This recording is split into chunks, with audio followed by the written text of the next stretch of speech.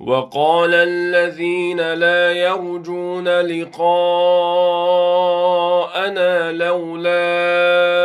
أنزل علينا الملائكة أو نرى ربنا لقد استكبروا في أنفسهم وعتوا عتوا كبيرا يوم يرون الملائكة لا بشرى يومئذ للمجرمين ويقولون حجرا محجورا وقدمنا إلى ما عملوا من عمل فجعلناه هباء منثورا أصحاب الجنة يومئذ خير مستقرا وأحسن مقيلا ويوم تشقق السماء بالغمام ونزل الملائكة تنزيلا الملك يومئذ الحق للرحمن وكان يوما على الكافرين عسيرا ويوم يعض الظالم على يديه يقول يا ليتني اتخذت مع الرسول سبيلا يا ويلتى ليتني لم أتخذ فلانا خليلا لقد أضلني عن الذكر بعد إذ جاءني وكان الشيطان للإنسان خذولا وقال الرسول يا رب إن قوم اتخذوا هذا القرآن مهجورا وكذلك جعلنا لكل نبي عدوا من المجرمين وكفى بربك هاديا ونصيرا وقال الذين كفروا لولا نزل عليه القرآن جملة واحدة كذلك لنثبت به فؤادك ورتلناه ترتيلا ولا يأتونك بمثل إلا جئناك بالحق وأحسن تفسيرا الذين يحشرون على وجوههم إلى جهنم أولئك شر مكانا وأضل سبيلا ولقد آتينا موسى الكتاب وجعلنا معه أخاه هارون وزيرا فقلنا اذهبا إلى القوم الذين كذبوا بآياتنا فدمرناهم تدميرا وقوم نوح لما كذبوا الرسل أغرقناهم وجعلناهم للناس آية وأعتدنا للظالمين عذابا أليما وعادا وثمود وأصحاب الرس وقرونا بين ذلك كثيرا وكلا ضربنا له الأمثال وكلا تبرنا تتبيرا ولقد أتوا على القرية التي أمطرت مطر السوء أفلم يكونوا يرونها بل كانوا لا يرجون نشورا وإذا رأوك إن يتخذونك إلا هزوا أهذا الذي بعث الله رسولا إن كاد ليضلنا عن آلهتنا لولا أن صبرنا عليها وسوف يعلمون حين يرون العذاب من أضل سبيلا أرأيت من اتخذ إلهه هواه أفأنت تكون عليه وكيلا أم تحسب أن أكثرهم يسمعون أو يعقلون إن هم إلا كالأنعام بل هم أضل سبيلا ألم تر إلى ربك كيف مد الظل ولو شاء لجعله ساكنا ثم جعلنا الشمس عليه دليلا ثم قبضناه إلينا قبضا يسيرا وهو الذي جعل لكم الليل لباسا والنوم سباتا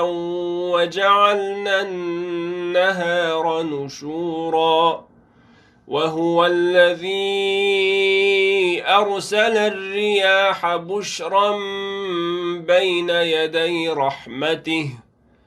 وأنزلنا من السماء ماء طهورا لنحيي به بلدة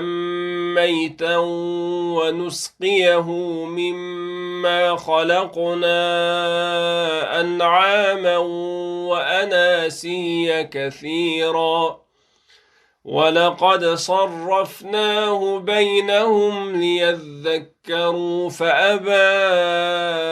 أكثر الناس إلا كفورا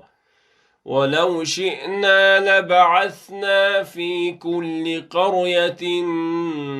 نذيرا فلا تطع الكافرين وجاهدهم به جهادا كبيرا وهو الذي مرج البحرين هذا عذب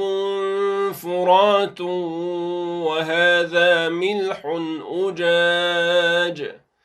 وجعل بينهما برزخا وحجرا محجورا وهو الذي خلق من الماء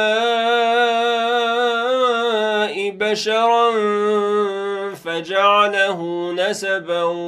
وصهرا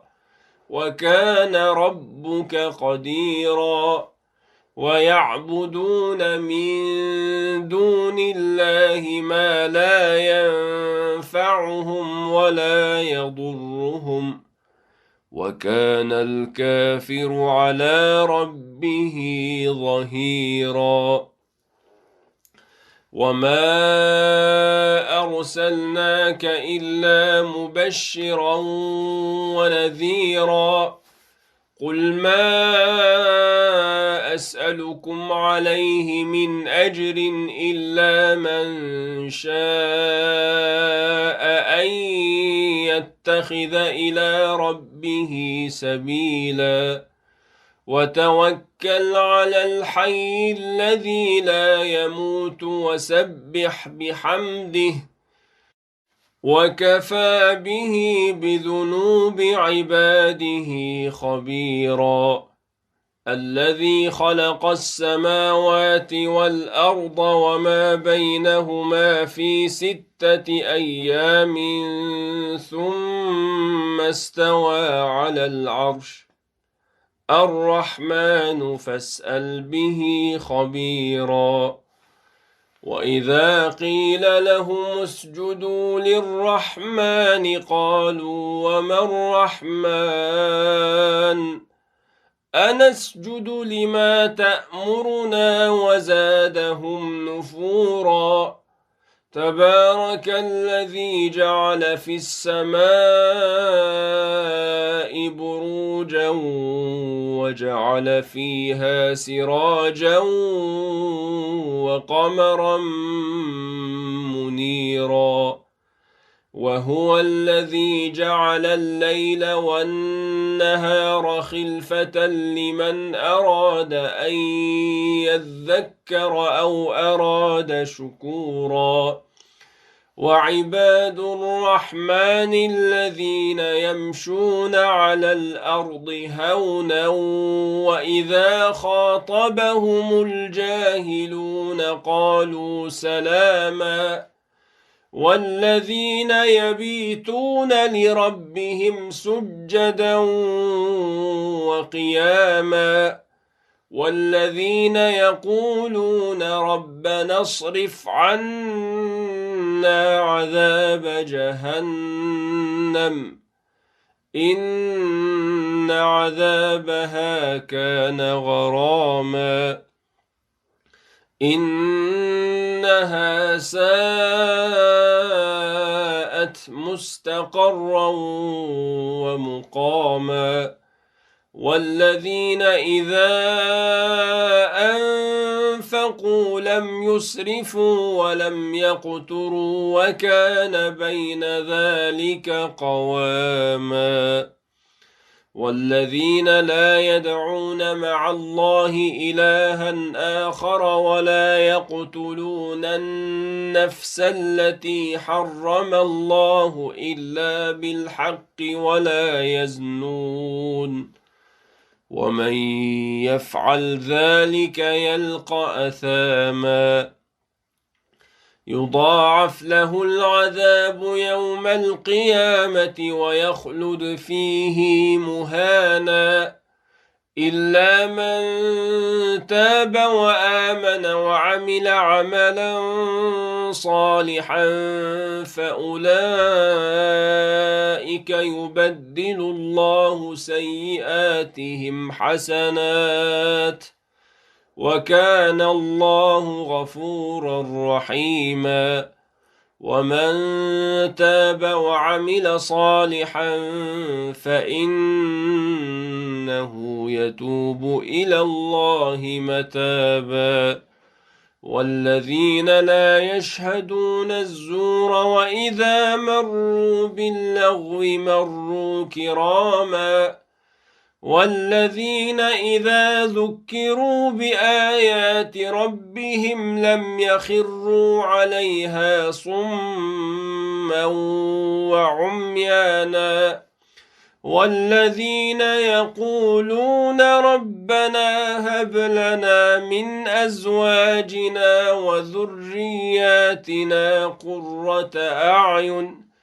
وجعلنا للمتقين إماما أولئك يجزون الغرفة بما صبروا ويلقون فيها تحية وسلاما خالدين فيها حسنت مستقرا ومقاما قل ما يعبأ بكم ربي لولا دعاؤكم فقد كذبتم فسوف يكون لزاما. Kur'an-ı Kerim ابتداله. أعوذ بالله من الشيطان الرجيم. بسم الله الرحمن الرحيم. طاسيم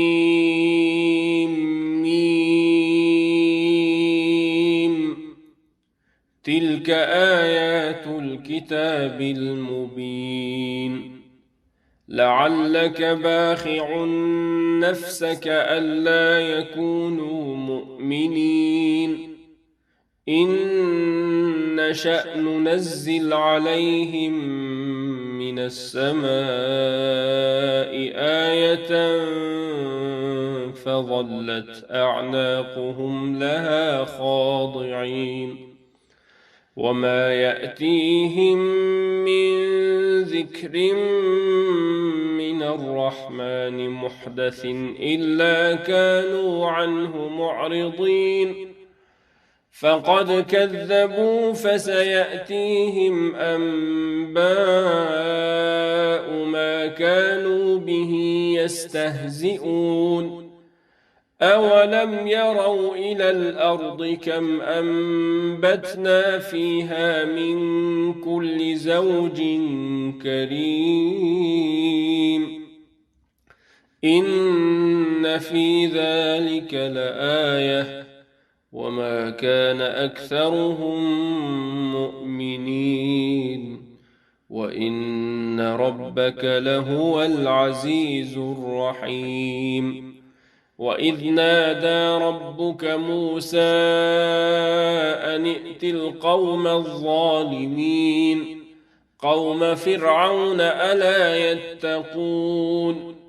قال رب إني أخاف أن يكذبون ويضيق صدري ولا ينطلق لساني فأرسل إلى هارون ولهم علي ذنب فأخاف أن يقتلون قال كلا فاذهبا بآياتنا إنا معكم مستمعون فأتيا فرعون فقولا إنا رسول رب العالمين أن أرسل معنا بني إسرائيل قال ألم نربك فينا وليدا ولبثت فينا من عمرك سنين وفعلت فعلتك التي فعلت وأنت من الكافرين قال فعلتها إذا وأنا من الضالين ففررت منكم لما خفتكم فوهب لي ربي حكما وجعلني من المرسلين وتلك نعمة تمنها علي أن عبدت بني إسرائيل قال فرعون وما رب العالمين قال رب السماوات والأرض وما بينهما إن كنتم موقنين قال لمن حوله ألا تستمعون قال ربكم ورب آبائكم الأولين قال إن رسولكم الذي أرسل إليكم لمجنون قال رب المشرق والمغرب وما بينهما إن كنتم تعقلون قال لئن اتخذت إلها غيري لأجعلنك من المسجونين قال أولو جئتك بشيء مبين قال فأت به إن كنت من الصادقين فألقى عصاه فإذا هي ثعبان مبين ونزع يده فإذا هي بيضاء للناظرين قال للملأ حوله إن إن هذا لساحر عليم يريد أن يخرجكم من أرضكم بسحره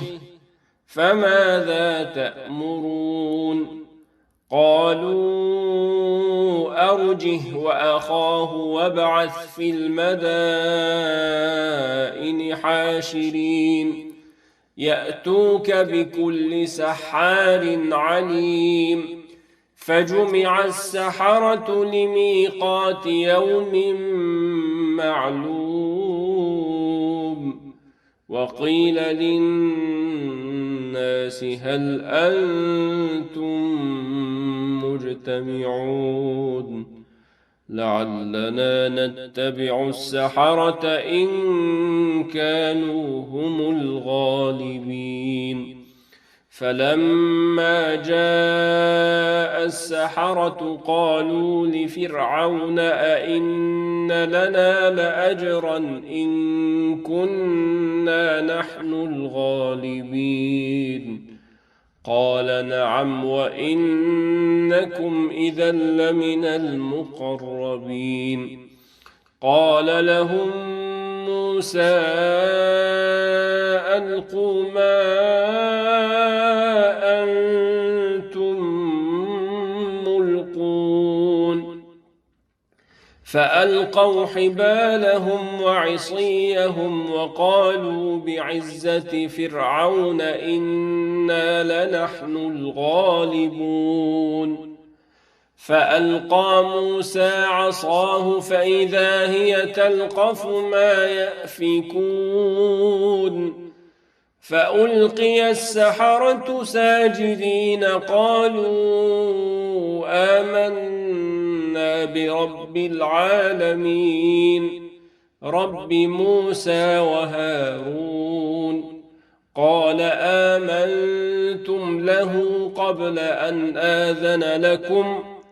إنه لكبيركم الذي علمكم السحر فلسوف تعلمون لأقطعن أيديكم وأرجلكم من خلاف ولأصلبنكم أجمعين قالوا لا ضير إنا إلى ربنا منقلبون إنا نطمع أن يغفر لنا ربنا خطايانا أن كنا أول المؤمنين وأوحينا إلى موسى أن أسر بعبادي إنكم متبعون فأرسل فرعون في المدائن حاشرين إن هؤلاء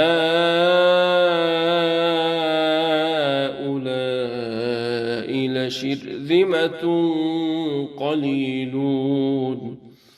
وإنهم لنا لغائظون وإنا لجميع حاذرون فأخرجناهم من جنات وعيون وكنوز ومقام كريم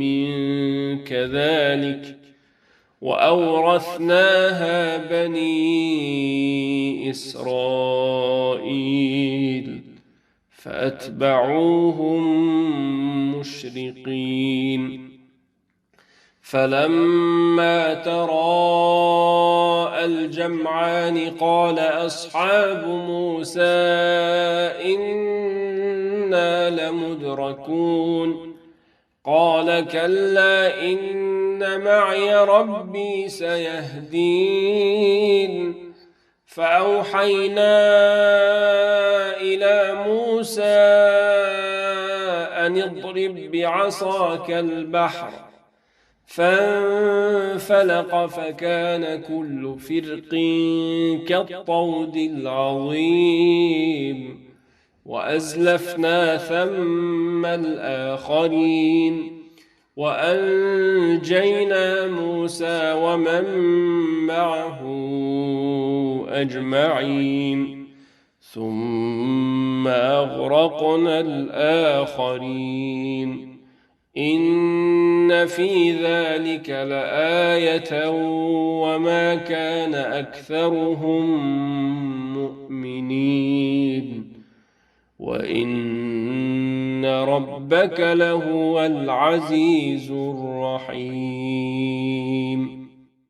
واتل عليهم نبأ إبراهيم إذ قال لأبيه وقومه ما تعبدون قالوا نعبد أصناما فنظل لها عاكفين قال هل يسمعونكم إذ تدعون أو ينفعونكم أو يضرون قالوا بل وجدنا آباءنا كذلك يفعلون قال أفرأيتم ما كنتم تعبدون أنتم وآباؤكم الأقدمون فإنهم عدو لي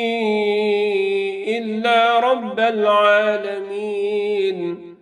الذي خلقني فهو يهديني والذي هو يطعمني ويسقين وإذا مرضت فهو يشفيني والذي يميتني ثم يحيين والذي أطمع أن يغفر لي خطيئتي يوم الدين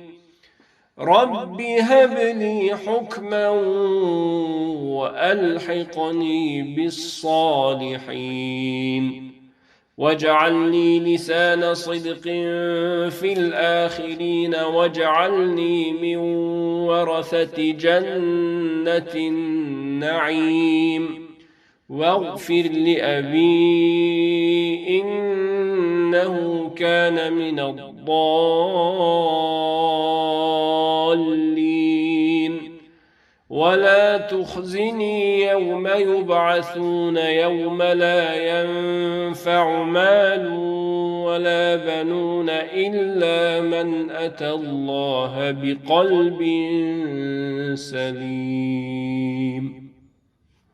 وأزلفت الجنة للمتقين وبرزت الجحيم للغاوين وقيل لهم أين ما كنتم تعبدون من دون الله هل ينصرونكم أو ينتصرون فكبكبوا فيها هم والغاوون وجنود إبليس أجمعون قالوا وهم فيها يختصمون تالله إن كنا لفي ضلال مبين إذ نسويكم برب العالمين وما أضلنا إلا المجرمون فما لنا من شافعين ولا صديق حميم فلو أن لنا كرة فنكون من المؤمنين إن في ذلك لآية وما كان أكثرهم مؤمنين وإن ربك لهو العزيز الرحيم كذبت قوم نوح المرسلين إذ قال لهم أخوهم نوح ألا تتقون إني لكم رسول أمين فاتقوا الله وأطيعون وما أسألكم عليه من أجر إن أجري إلا على رب العالمين فاتقوا الله وأطيعون قالوا أنؤمن لك واتبعك الأرذلون قال وما علمي بما كانوا يعملون إن حسابهم إلا على ربي لو تشعرون وما أنا بطارد المؤمنين إن أنا إلا نذير مبين قالوا لئن لم تنته يا نوح لتكونن من المرجومين قال رب إن قومي كذبون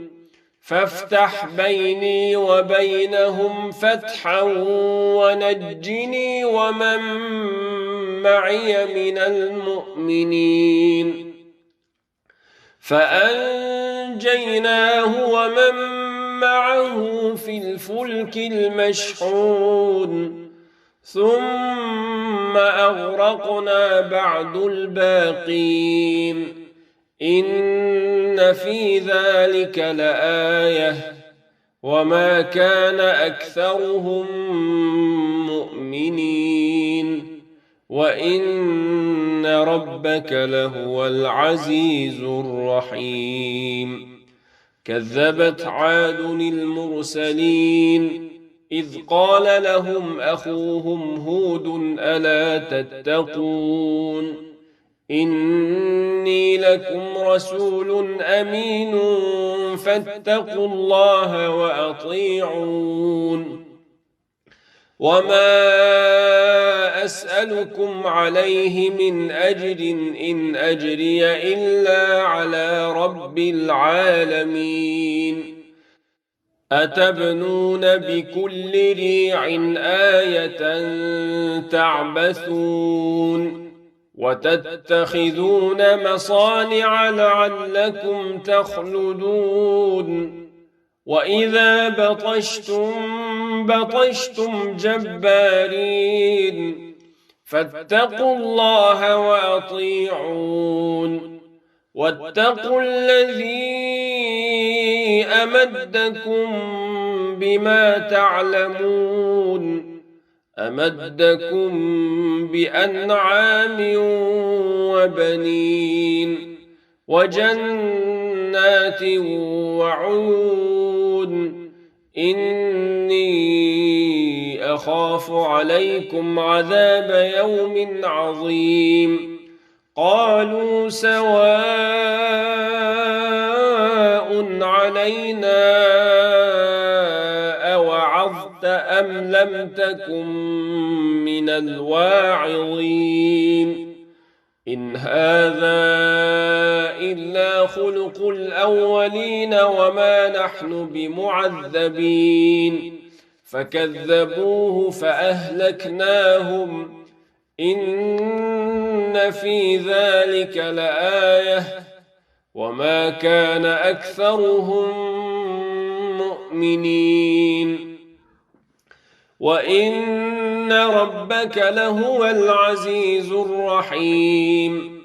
كذبت ثمود المرسلين إذ قال لهم أخوهم صالح ألا تتقون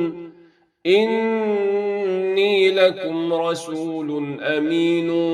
فاتقوا الله وأطيعون وما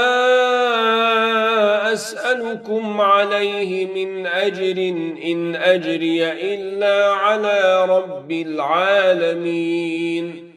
أتتركون فيما هاهنا آمنين في جنات وعيون وزروع ونخل طلعها هضيم وتنحتون من الجبال بيوتا فارهين فاتقوا الله وأطيعون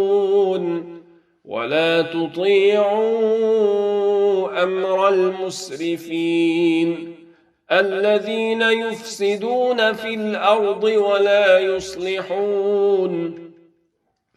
قالوا إنما أنت من المسحرين ما أنت إلا بشر مثلنا فأت بآية إن كنت من الصادقين. قال هذه ناقة لها شرب ولكم شرب يوم معلوم ولا تمسوها بسوء فيأخذكم عذاب يوم عظيم. فعقروها فأصبحوا نادمين فأخذهم العذاب إن في ذلك لآية وما كان أكثرهم مؤمنين وإن ربك لهو العزيز الرحيم. كذبت قوم لوط المرسلين إذ قال لهم أخوهم لوط ألا تتقون إني لكم رسول أمين فاتقوا الله وأطيعون وما أسألكم عليه من أجر إن أجري إلا على رب العالمين. أتأتون الذكران من العالمين وتذرون ما خلق لكم ربكم من أزواجكم بل أنتم قوم عادون. قالوا لئن لم تنته يا لوط لتكونن من المخرجين. قال إني لعملكم من القالين رب نجني وأهلي مما يعملون. فنجيناه وأهله أجمعين إلا عجوزا في الغابرين. ثم دمرنا الآخرين وأمطرنا عليهم مطرا فساء مطر المنذرين. إن في ذلك لآية وما كان أكثرهم مؤمنين وإن ربك لهو العزيز الرحيم. كذب أصحاب الأيكة المرسلين إذ قال لهم شعيب ألا تتقون إني لكم رسول أمين فاتقوا الله وأطيعون وما أسألكم عليه من أجر إن أجري إلا على رب العالمين. أوفوا الكيل ولا تكونوا من المخسرين وزنوا بالقسطاس المستقيم ولا تبخسوا الناس أشياءهم ولا تعثوا في الأرض مفسدين واتقوا الذي خلقكم والجبلة الأولين. قالوا إنما أنت من المسحرين وما أنت أنت إلا بشر مثلنا وإن نظنك لمن الكاذبين فأسقط علينا كسفا من السماء إن كنت من الصادقين قال ربي أعلم بما تعملون فكذبوه فأخذهم عذاب يوم الظلة إنه كان عذاب يوم عظيم إن في ذلك لآية وما كان أكثرهم مؤمنين وإن ربك لهو العزيز الرحيم وإنه لتنزيل رب العالمين نزل به الروح الأمين على قلبك لتكون من المنذرين بلسان عربي مبين وإنه لفي زبر الأولين أولم يكن لهم آية أن يعلمه علماء بني إسرائيل ولو نزلناه على بعض الأعجمين فقرأه عليهم ما كانوا به مؤمنين كذلك سلكناه في قلوب المجرمين لا يؤمنون به حتى يروا العذاب الأليم فيأتيهم بغتة وهم لا يشعرون فيقولوا هل نحن منظرون أفبعذابنا يستعجلون أفرأيت إن متعناهم سنين ثم جاءهم ما كانوا يوعدون ما أغنى عنهم ما كانوا يمتعون وما أهلكنا من قرية إلا لها منذرون ذكرى وما كنا ظالمين وما تنزلت به الشياطين وما ينبغي لهم وما يستطيعون إنهم عن السمع لمعزولون فلا تدع مع الله إلها آخر فتكون من المعذبين وأنذر عشيرتك الأقربين واخفض جناحك لمن اتبعك من المؤمنين فإن عصوك فقل إني بريء مما تعملون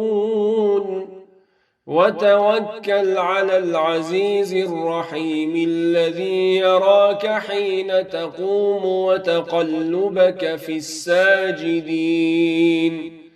إنه هو السميع العليم هل أنبئكم على من تنزل الشياطين تنزل على كل أفاك أثيم يلقون السمع وأكثرهم كاذبون والشعراء يتبعهم الغاوون ألم تر أنهم في كل واد يهيمون وأنهم يقولون ما لا يفعلون إلا الذين آمنوا وعملوا الصالحات وذكروا الله كثيرا وانتصروا من بعد ما ظلموا وسيعلم الذين ظلموا أي منقلب ينقلبون. Kur'an-ı Kerim ابتداله. أعوذ بالله من الشيطان الرجيم. بسم الله الرحمن الرحيم. طاسين. تلك آيات القرآن وكتاب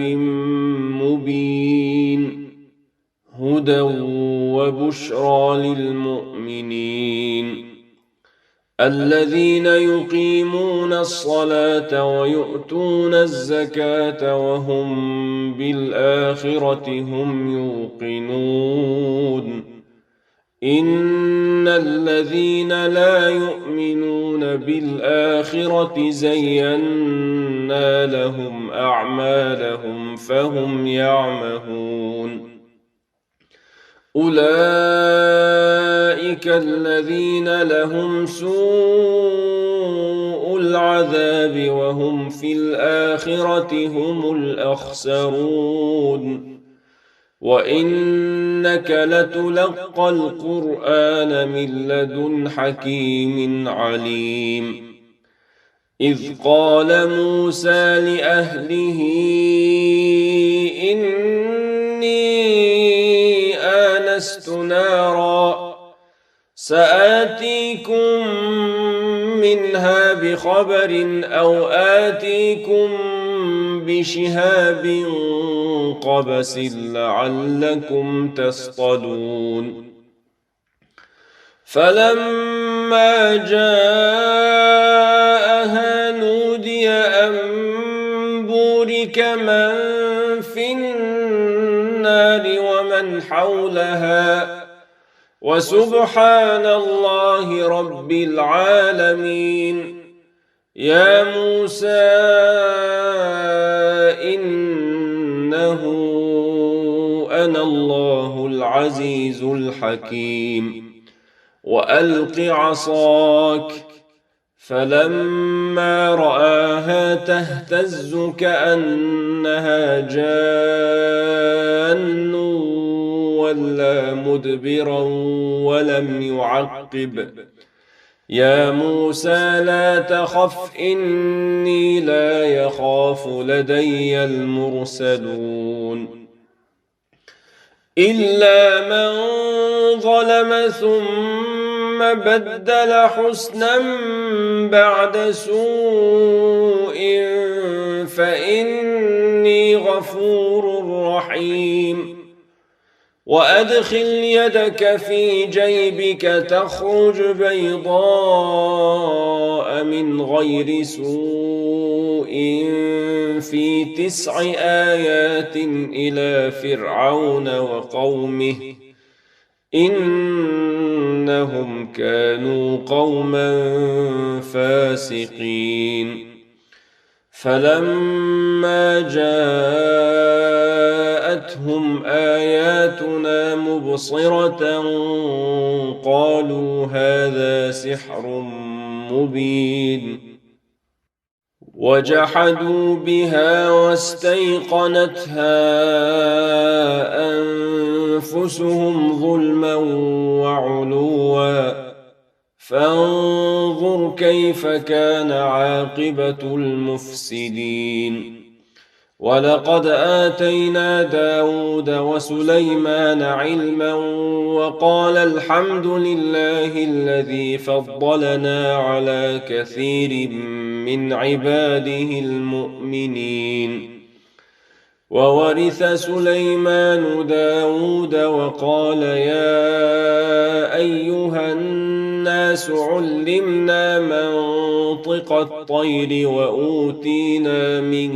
كل شيء إن هذا لهو الفضل المبين. وحشر لسليمان جنوده من الجن والإنس والطير فهم يوزعون حتى إذا أتوا على واد النمل قالت نملة يا أيها النمل ادخلوا مساكنكم لا يحطمنكم سليمان وجنوده وهم لا يشعرون. فتبسم ضاحكا من قولها وقال رب أوزعني أن أشكر نعمتك التي أنعمت علي وعلى والدي وأن أعمل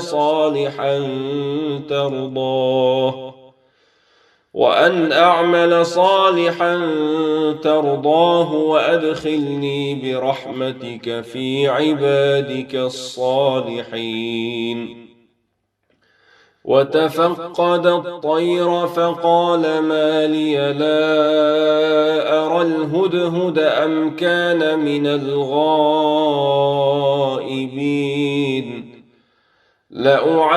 لأعذبنه عذابا شديدا أو لأذبحنه أو ليأتيني بسلطان مبين. فمكث غير بعيد فقال أحطت بما لم تحط به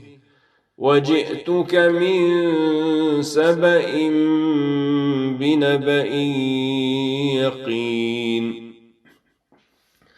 إني وجدت امرأة تملكهم وأوتيت من كل شيء ولها عرش عظيم.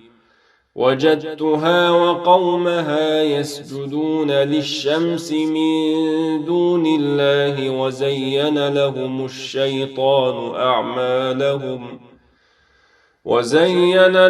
الشيطان أعمالهم فصدهم عن السبيل فهم لا يهتدون. ألا يسجدوا لله الذي يخرج الخبأ في السماوات والأرض ويعلم ما تخفون وما تعلنون. الله لا إله إلا هو رب العرش العظيم. قال سننظر أصدقت أم كنت من الكاذبين.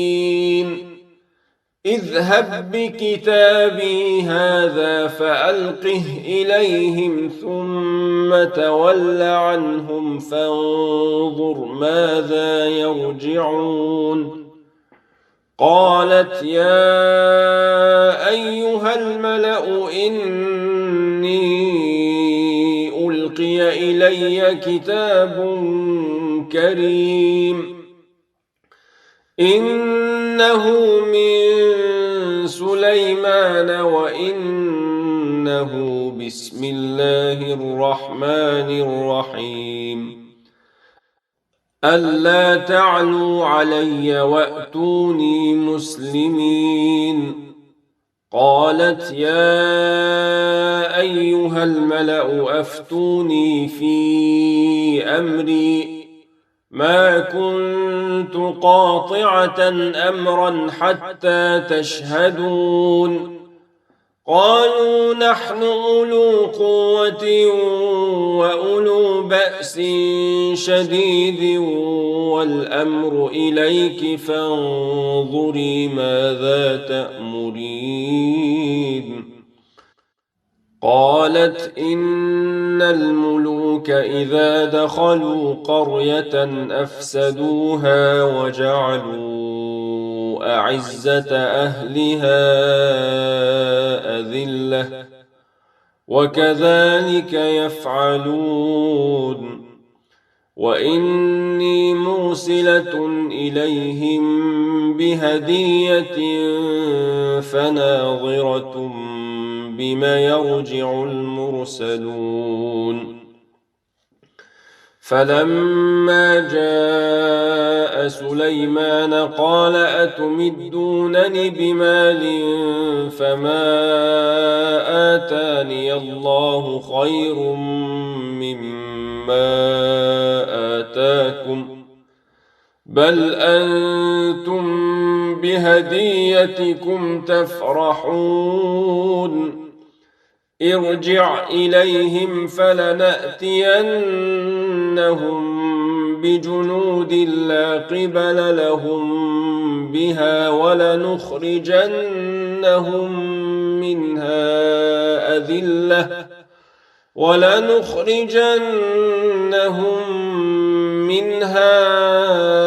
أذلة وهم صاغرون. قال يا أيها الملأ أيكم يأتيني بعرشها قبل أن يأتوني مسلمين؟ قال عفريت من الجن أنا آتيك به قبل أن تقوم من مقامك وإني عليه لقوي أمين. قال الذي عنده علم من الكتاب أنا آتيك به قبل أن يرتد إليك طرفك فلما رآه مستقرا عنده قال هذا من فضل ربي ليبلوني أأشكر أم أكفر ومن شكر فإنما يشكر لنفسه ومن كفر فإن ربي غني كريم. قال نكروا لها عرشها ننظر أتهتدي أم تكون من الذين لا يهتدون. فلما جاءت قيل أهكذا عرشك قالت كأنه هو وأوتينا العلم من قبلها وكنا مسلمين. وصدها ما كانت تعبد من دون الله إنها كانت من قوم كافرين. قيل لها ادخل الصرح فلما رأته حسبته لجة وكشفت عن ساقيها قال إنه صرح ممرد من قوارير. قالت رب إني ظلمت نفسي وأسلمت مع سليمان لله رب العالمين. ولقد أرسلنا إلى ثمود أخاهم صالحا أن اعبدوا الله فإذا هم فريقان يختصمون. قال يا قوم لم تستعجلون بالسيئة قبل الحسنة لولا تستغفرون الله لعلكم ترحمون. قالوا اطيرنا بك وبمن معك قال طائركم عند الله بل أنتم قوم تفتنون. وكان في المدينة 9 رهط يفسدون في الأرض ولا يصلحون. قالوا تقاسموا بالله لنبيتنه وأهله ثم لنقولن لوليه ما شهدنا مهلك أهله وإنا لصادقون ومكروا مكرا ومكرنا مكرا وهم لا يشعرون فانظر كيف كان عاقبة مكرهم أنا دمرناهم وقومهم أجمعين فتلك بيوتهم خاوية بما ظلموا إن في ذلك لآية لقوم يعلمون وأنجينا الذين آمنوا وكانوا يتقون ولوطا إذ قال لقومه أتأتون الفاحشة وأنتم تبصرون أئنكم لتأتون الرجال شهوة من دون النساء بل أنتم قوم تجهلون فما كان جواب قومه إلا أن قالوا أخرجوا آل لوط من قريتكم إنهم أناس يتطهرون فأنجيناه وأهله إلا امرأته قدرناها من الغابرين وأمطرنا عليهم مطرا فساء مطر المنذرين قل الحمد لله وسلام على عباده الذين اصطفى الله خير أما يشركون